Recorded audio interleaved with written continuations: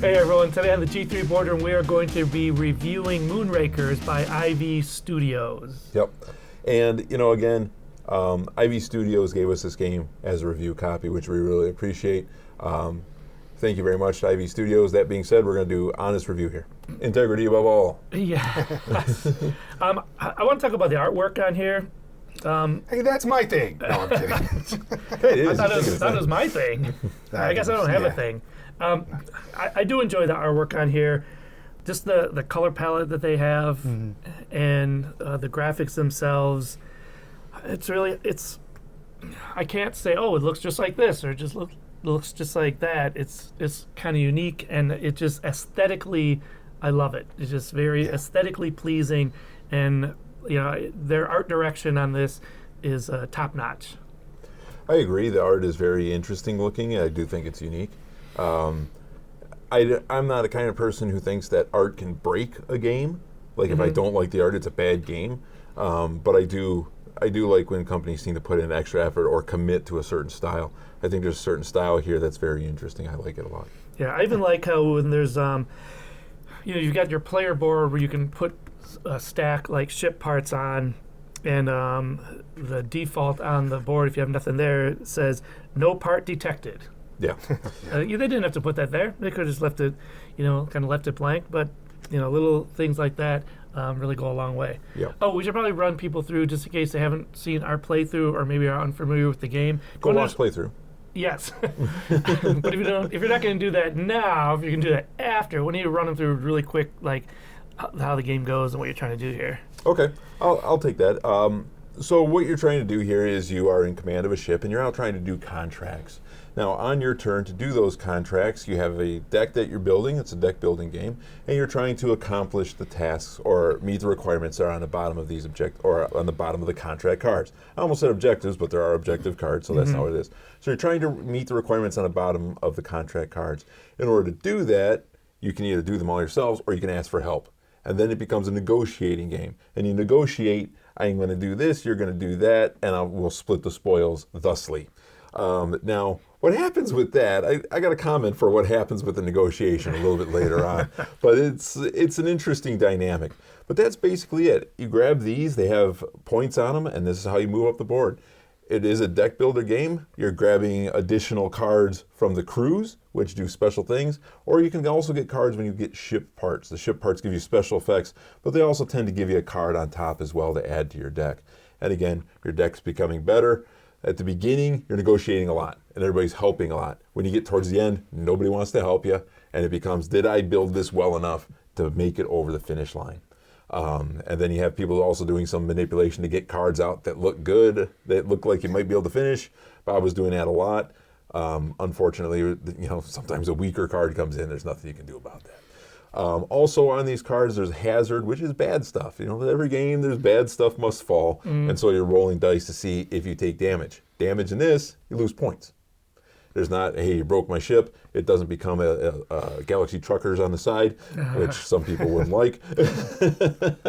But you take a hit, you take that damage. That's basic gist of it. Of course, watch our playthrough to get a much better understanding of the rules and how this all plays together. And the 10 prestige you need to win is it's reasonable. I think it's about right. Yeah. I think that they could have made this game with no allies and no negotiation, but then I think that would have been a little bit longer. It helps everyone gets up there quicker and makes the game a little bit quicker. Yes, no one's going to help you when you're at 9 or even 8 prestige, but you get to 4. You get up there a little bit quicker. See, I kind of have a counterpoint to that because initially, when we first played it, we had 5 people, I think. And when we were talking about playing it on the channel, I was thinking 3 people with the, diplomacy kind of feature to it and having to negotiate. I was thinking that it wasn't really gonna to work that well.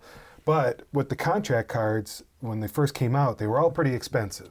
So there was no way anybody was going to get that by themselves. So it kind of forced your hand into negotiating and working on it. Plus, you also had the feature that if you didn't like the hand you had, you could say, okay, I can help with 1, and then refresh your hand. So I think that was kind of balanced with that as well. It's nice that all 3 of us could work on 1 card. and we could all get something. Yeah. Yeah. Right. You know, I think of games like Cosmic Encounter where you are asking other players to help you out, but then there's an opponent that can ask other players to help out, and with 3 people that doesn't work. There's always 2 against 1. Yeah. With a game like this, it doesn't matter. You know, it could be 2 of you against the card, or all 3 of us against a card, or just 1. And so that's you know, it's a better use of the mechanic.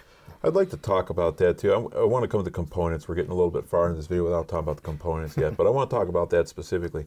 Since negotiation is a key part of this game, I feel like all negotiation is therefore on the table. There's nobody who gets frozen out because, I don't want Bob to win, so I'm just going to work with you. It doesn't work that way. It hasn't ever seemed to go that way. Whereas in a game like Catan, where there's a negotiate component due to trading,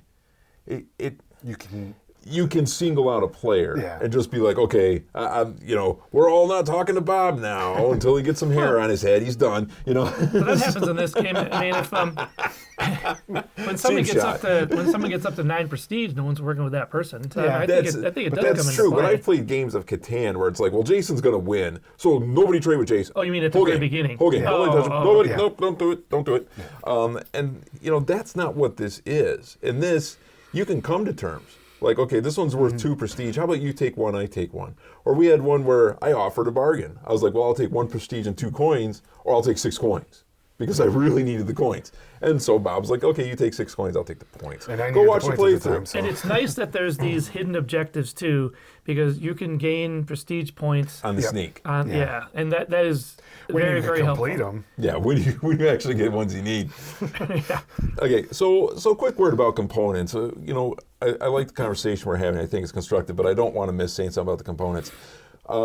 So what you have here are a couple different things. You got the score tabs are really the only kind of markers that you have, and they do good enough. They're nice little ships. They're unique to the colors that you have. The boards are top notch. They're very thick. You're not going to damage them. And they've got a nice hologram kind of thing on them that glows, especially under these lights that are hitting it. It's pretty cool. The card stock is good enough. I like it a lot, but these are definitely cards you want to sleeve because they get a ton of action. This is a deck builder. So, the components, and I'm sorry, the coins are metal, Yeah, that is amazing. which I absolutely love. Yeah. Is this like? But that is that part of it because we got the Titan edition? I don't know if those come with the regular edition. Yeah. Okay, so we got the Titan edition, so we got metal coins. But get the Titan edition because it's got all the stuff in it. I mean, what are you doing? And then the dice, these are inset dice, so that's not going to rub off. Those are nice dice.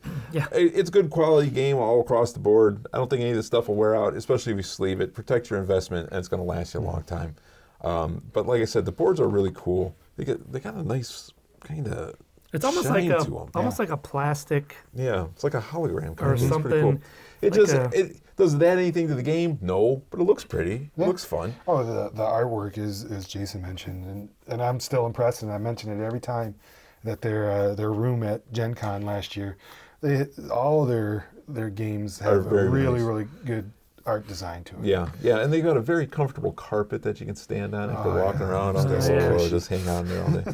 Anyway, back to this actual game. I like this game. I deck builders are my thing. Deck builders are really right in my wheelhouse. I really enjoy them. This one scratches that itch.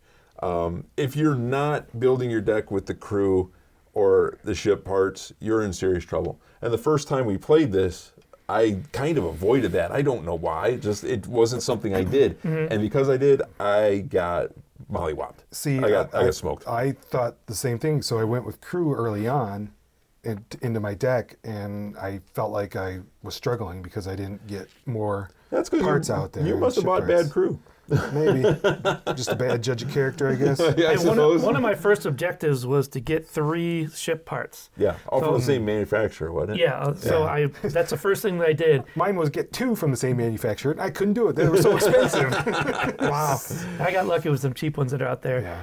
But I guess that's part of your deck too. I only got like 1, maybe 2 crew people, like the whole game. Do you think it hurt you? Because you're right there. I was pretty close, and that's something that was a little bit surprising because this is a deck builder. I didn't really build my deck, but I found another way to, be competitive. And I think you were, and you were running out a lot of your objectives were getting you some points. Yeah. But do you feel like because you didn't build the deck properly, that you ran out of gas at the end? I felt like I was running out of gas at the end because these guys, or at least Jason, had a lot of crew cards that were coming out, and like he was getting like 6 actions per turn. Yeah. And I was getting 2 actions per turn if I played a reactor card. So I was not increasing my amount of actions, and you need a lot of actions to play all these. With this one card here, you need 9 cards.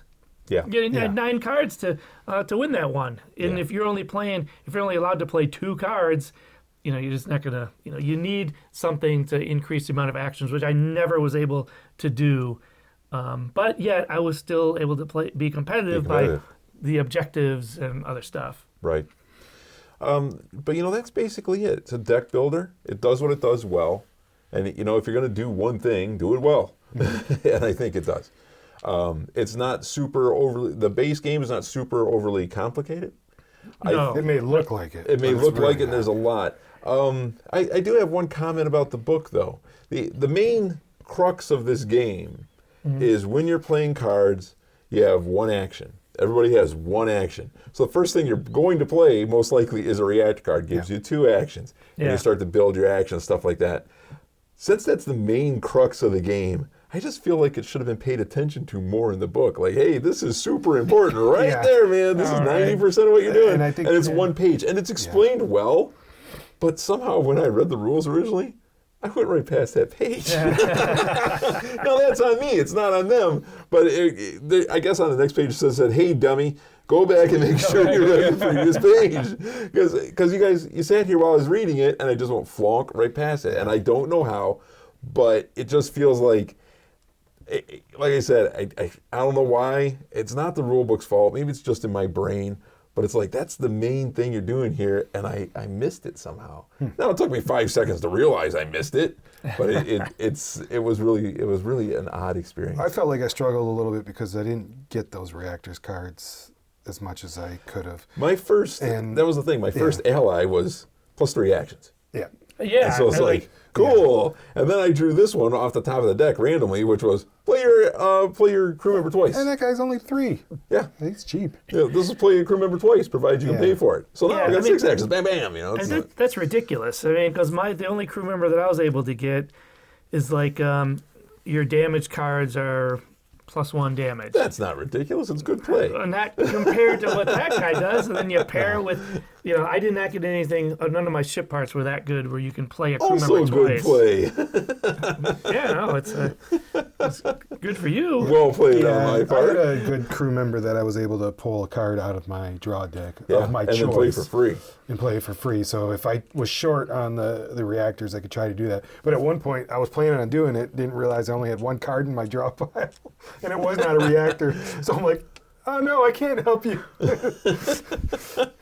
Yeah. So that was a bit of a bummer. Yeah. But overall, I do enjoy this game. I think it's one of those games that to me, people might find intimidating just because it looks like there's a lot going on.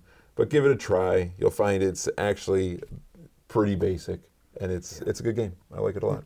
Ivy Studio also did Time to Panic. Yeah. They did Time to Panic, and they did Brink. Yeah, and the Brink is set in the Moonrakers universe. yes, the aesthetic on Time to Panic was also great. I just loved it. Yeah. So I mean Those were all foil cards, it seemed like, too. It made like a cool mural. Yeah. Everything that Ivy Studio does, like we talked about a little bit when we wandered into their area at Gen Con, everything looks premier and premium. Just the I don't know, just these metal coins and just like we said, the artwork, just very well done. They put the love into it, and it's reflected in the price. Let's face it, the games are a little bit higher, but you're getting what you pay for. They had some awesome minis there, and I wish I would have taken more pictures. I did not. Maybe this year. Yeah. So, well, I think that's it. I mean, a really great game. These guys have a lot more experience with it than I do, but as a newer player of this game, I didn't win, but it was still fun, and I would still want to play it again. And even though I felt like I was struggling a little bit, just playing catch up with the with the rules, it was still a positive experience. And I think that I still had a really good time, and did well, even though I thought I was struggling, but maybe I wasn't struggling as bad as I thought that I was. I don't think you're struggling at all, but I'll tell you something. My wife would struggle with this game. She absolutely would. Just because she would say there's too much to read on here. I'm not doing it. I can see how that would turn off some folks. I don't think there's too much to read on there, but she does. Yeah. So. Right. Okay, on that note. Take a jab at my wife. Yeah, that took a turn. You can edit that out. Keep that. There's our short for this for this one. So, well, I kind of thought that this would be a little bit different, having that mechanic of the cooperation, diplomacy, especially with this. I'm sorry, especially with this group. I do have to say one thing about the negotiating. You were gonna circle back to that. So, when negotiating, Bob. What happened when we played this game previously is it actually came down to, you see, kind of a market gets set for assistance. Yeah. Which is like, okay, I'm going to give you I think what we kind of settled on previously was 2 coins for every 1 action you had to spend. That's kind of where it landed. Okay. This game with Bob was all over the map. 3, 5, whatever you got. It was kind of funny. Bob was in some third world bazaar. Well, anything goes. Right. I'll give you 7 coins and a bucket of chicken. It was an interesting thing. That's all. And I think if you played it, you would find that your group just naturally settles on what the asking price fair, is, what the fair market price is. Yeah. And I just thought it was very interesting because you didn't know what you're going to get out of quite the shrewd trader. It's good to know when not to know what you're doing sometimes because it confounds the others. Crazy Bob come rolling up in his cart with his wares. It was an interesting thing. I was caught flat-footed. I didn't know how to act. That's a shrewd negotiating tactic. Yeah. You set your opponent flat-footed, and then you're in control. It's fun, but yeah, the negotiating thing, you can end up with some lunatics. Yeah. I'll help you. I need everything that's on the card. It's you give me 1 shield, dude. I'll take it all. And normally, games with diplomacy, I'm not a fan of because, to me, for a lot of games playing when we were younger, it dragged the games on. It can. But this one, you actually kind of need it to move it forward, which was a nice, fresh angle to a diplomacy kind of game. There's actually a thing in the book about limiting the time for negotiations. But, that's the thing is the 3 of us have played games together so frequently and so often. Yeah. We know each other pretty well. And so those negotiations aren't going to consist of haggling and back and forth. It's like, hey, this is what I got. This is what I need. You don't like it. There's the stairs. I'm out. When Jason told me he had a negotiating ally game, I All right, tell the story. I almost died laughing. Tell the story. Okay, go ahead. Well, he comes to me and he's like, "Oh, I don't think you're gonna like this because it's got negotiating in it." And I'm like, "Okay." I was born in all of my younger years, played Cosmic Encounter, where there's alliances, and what's the other? Diplomacy, where there's all kinds of alliances. And, when I joined this group, they didn't. In fact, I even got into this gaming group because one dude, he had to get out. He's like, "This is way too cutthroat." Yeah. So I come in, this little fawn in the woods. Wanted to play my negotiating game. I tried to play diplomacy with these guys. The only diplomacy that happened in that whole game was when Jason had to step in and stop the game. He had to step in and say, "Look, this is getting out of hand. Let's just stop the game. Let's just play something else." And I'm like, I'm just trying to play a game of negotiation. That person who will remain unnamed, the game was Risk Legacy. Uh-huh. and we played one round, and the guy called me. He was like, "Oh, I really thought there'd be a lot more negotiation." You know, It's like- I can't fault the guy because that's kind of how he grew up playing games. But we'd known each other for so long and we're so competitive when we were in our younger years that it just stuck with us. There's no alliance that's lasting more than the amount of time it takes to get out the sentence. Would you like to be in an alliance? And yeah, the guy got absolutely savaged in that game of Risk because he's like, "Oh, come talk to me." It's like, no, just people were just raining hammer blows on him. So, here's my negotiating tactic. I'm going to beat you to submission. So, yeah. So what I was transposing onto you was apparently my character flaw of not negotiating under any circumstances. So that was a surprise. I mean, I think this game mitigates a lot of that. It does. So. It does. It's because it's baked in. It's not a maybe. It's not a, sometimes negotiate. You have to do it. Everybody has to do it. Yeah. And yeah. Now, the other thing about this is you don't have to hold up your end of the bargain. Yeah, obviously, he betrayed me. One of my objectives was to lose as an ally. So I'm like, well, I'm going to screw about then. It's important to note, you do have to honor the terms of winning it. Yeah. But you do not actually have to honor the terms that you set out. Yeah. So as I say, I'm going to provide 1 damage, and then I choose to not. What's Actually, funny about, I was going to say about 30 minutes after you played that card, I'm like, I had that one. When we played it the last time, I did that to somebody. So I'm like, yeah, I can't fault it. I used my, from working in the world of politics for the last 30 years, that's what I pulled on that one. Because if you go back and check the tape when you were asking, I never said, yes, I will play this thrust card to help you. I said, I have a thrust card. And that is Politicians 101. Yes, I said I had it, and I did have it. I did not lie. I still have it. And I never said I was going to play it. Dirty. Yeah, very, very. Well, I'm glad you got that story out there to set the record straight, Jay. It is, in fact, me that has a problem with negotiating, and not you. It's your group. You're not part of that group. Right. One of us. Well. All right. Well, that is Moonrakers. I hope you had a good time watching our review. If you did, let us know down in the comments. Leave a like. Consider subscribing. Don't consider Send it. us Lizard Brain, cookies. hit subscribe. Do it.